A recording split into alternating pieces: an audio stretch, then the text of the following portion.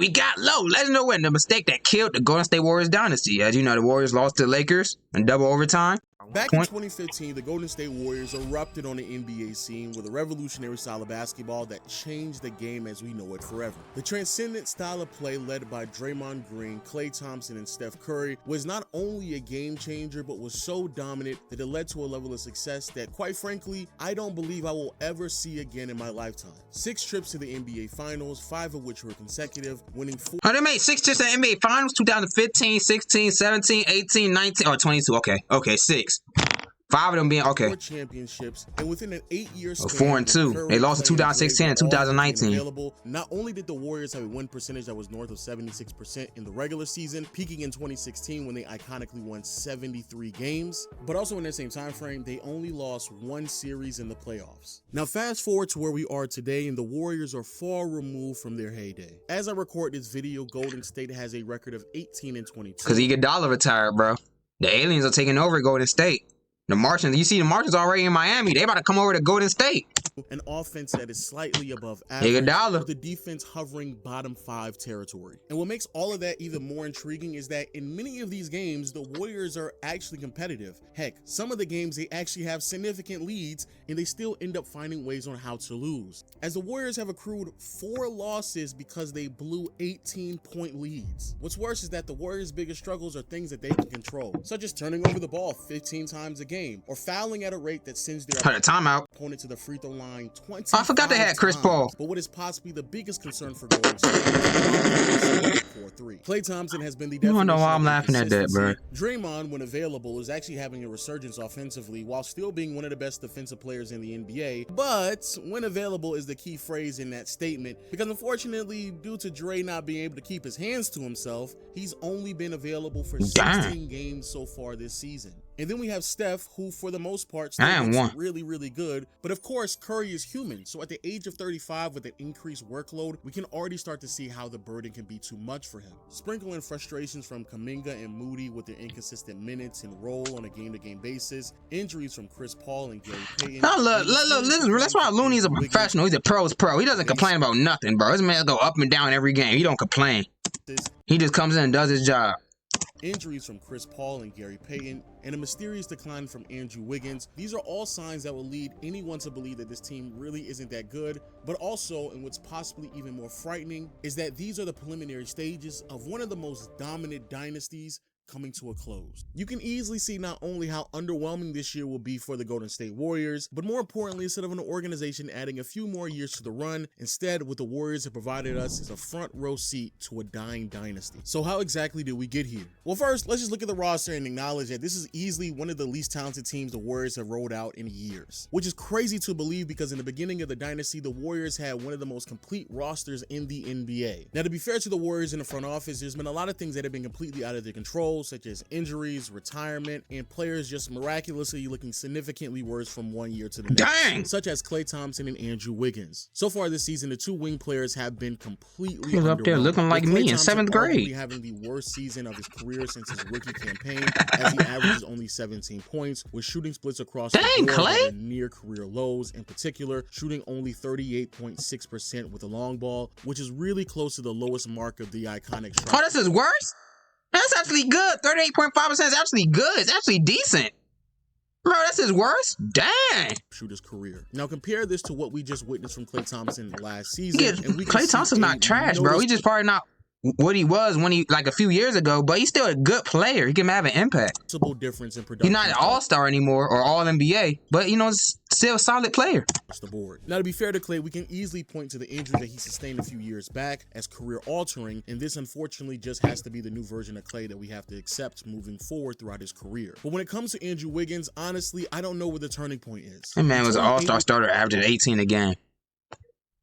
Bro, nowadays, if anyone else did that, if you average 18 points a game, they won't even look at you for being an all-star, bro. They won't even look your way. Who should be comfortable probably don't even know your name. Is undeniably having the worst season of his career. Being held to 12 points per game, shooting 42% from the field, sub 30% with the long ball, while also only shooting 68% from the charity stripe. Marriage that with a sharp decline defensively, and we find ourselves talking about a player who just 2 years ago was arguably the second best player on a championship caliber team, now is virtually unplayable. and the numbers back this up as well. When Wiggins is on the floor, the Warriors have a net rating of -9.1. However, when he's off the floor, the Warriors have a net rating of 5.5.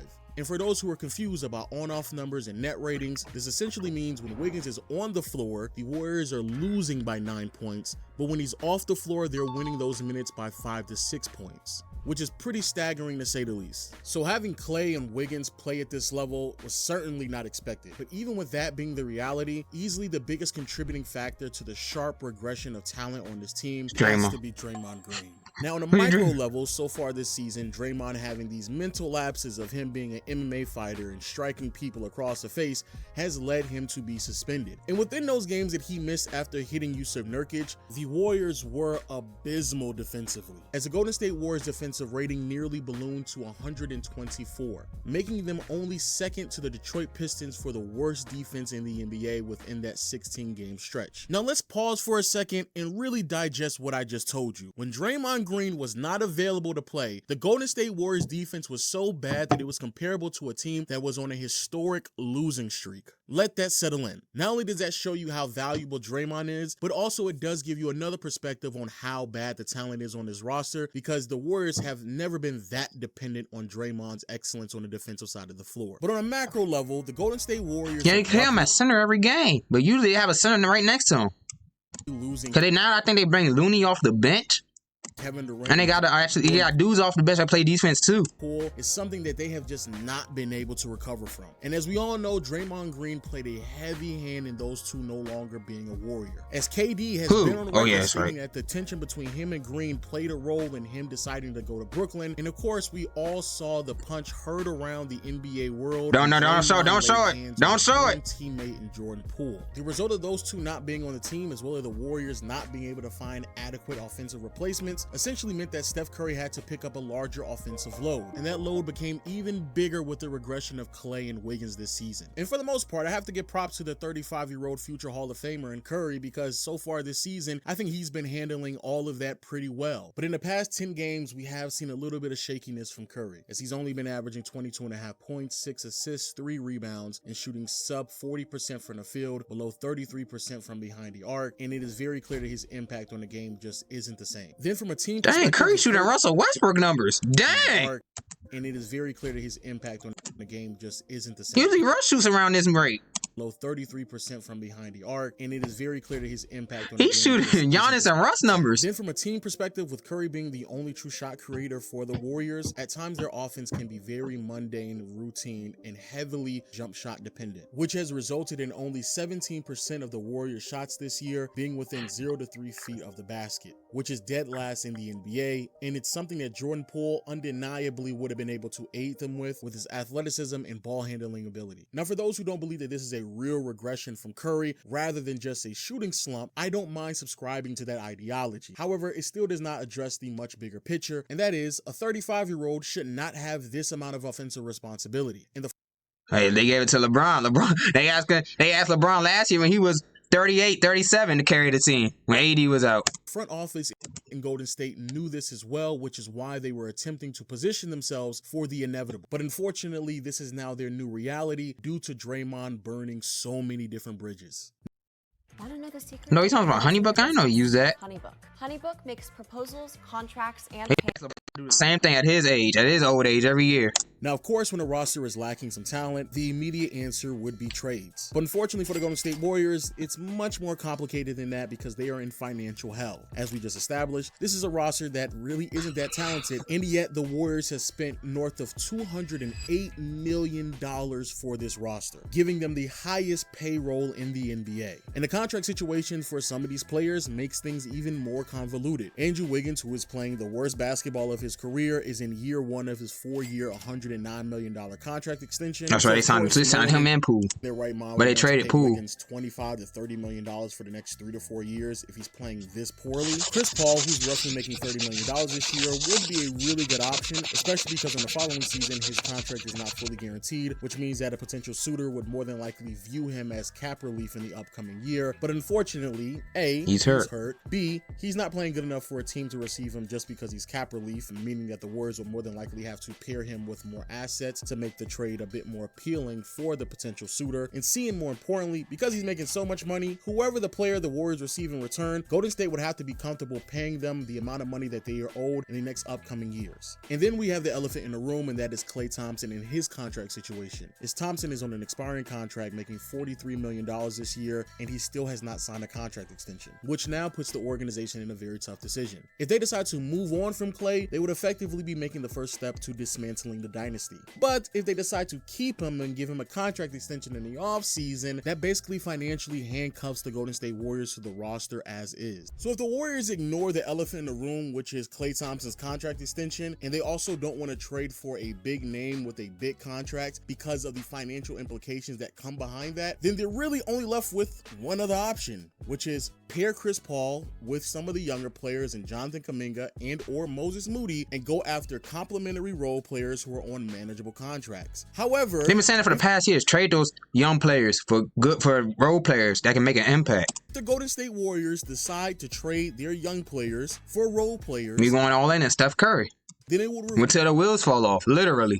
Reveal the biggest mistake that they've ever made, which was drafting them in the first place. See, a lot of things that I talked about in today's... They drafted Poole and traded him. See, they could have had LaMelo, but they drafted Wiseman and they traded Wiseman. Whoop-de-doo! Video are problems. They could have had Curry, LaMelo, Draymond, Clay, Poole, Looney, Iguodala, Wiggins. Many people have tried to highlight in the community about the Warriors. And though these problems are valid, quite frankly, they were not only expected, but also very manageable. Losing Kevin Durant and Jordan Poole to the Golden State Warriors was very hard-hitting, but the Warriors have already proven that they can win without KD before and after he was on the roster. And though Jordan Poole was a pivotal piece to the 2022 championship run, you could clearly see that he's not going to be able to live up to the expectations of that max contract the Warriors gave him. It was a max contract? They give him a max? I know he got a contract. I don't know it was a max contract extension. Klay Thompson was seen a mile away once he sustained career-altering injuries, and if we are potentially seeing a slow decline from Steph Curry, well, duh, he's 35 years old. The only thing that's really taking anybody by surprise is Andrew Wiggins, because honestly, I have no idea what's wrong with him. But outside of the Wiggins conundrum, I have no idea what's wrong with him. Right now was expected and manageable, and the front office even had all the tools to their disposal to avoid this mess entirely,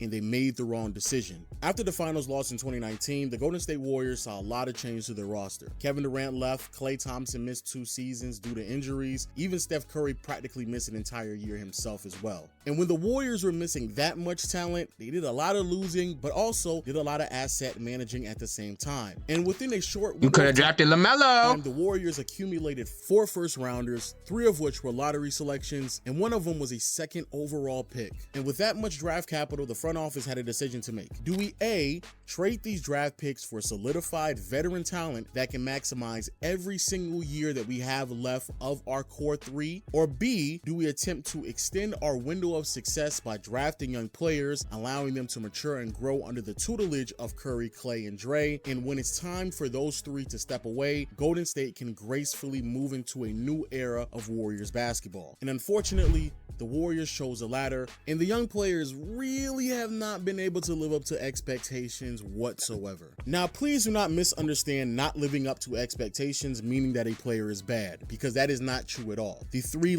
lottery picks are in question turned out to be James Wiseman, Moses Moody, and Jonathan Kuminga. 2 of those 3 players show a lot of promise in Kuminga and Moody, but unfortunately for the Warriors, they need production, not projects. And Kuminga, Moody, and certainly James Wiseman have not been able to turn the learning curve quick enough to aid Curry, Klay, and Dre as they continue to try to compete for championships. And sorry to Warrior fans, even though yes, I am a fan of Kuminga myself, he certainly isn't good enough to weather the storm beyond the years of Stephen Curry. And the front office is aware of this as well. It's the reason why Wiseman is no longer on the team, and it's the reason why a roster that is desperately seeking talent is willing to leverage what little assets they have left to try to bring in some solidified production to this team, even if it means giving up on Kuminga and Moody. But I have to ask, if you're going to trade all of the young players that you drafted, what was the purpose of drafting them in the first place? Because now that people have seen what these players have looked like, the return that the Warriors are going to receive is certainly going to be significantly less than what they would have received 3 or 4 years ago when they were just draft picks. And again, we've already seen that with Wiseman, happened when the Warriors essentially only received Gary Payton II back for trading James Wiseman, who was a second overall pick. Yes, Kuminga and Moody will give them a better haul, but nothing,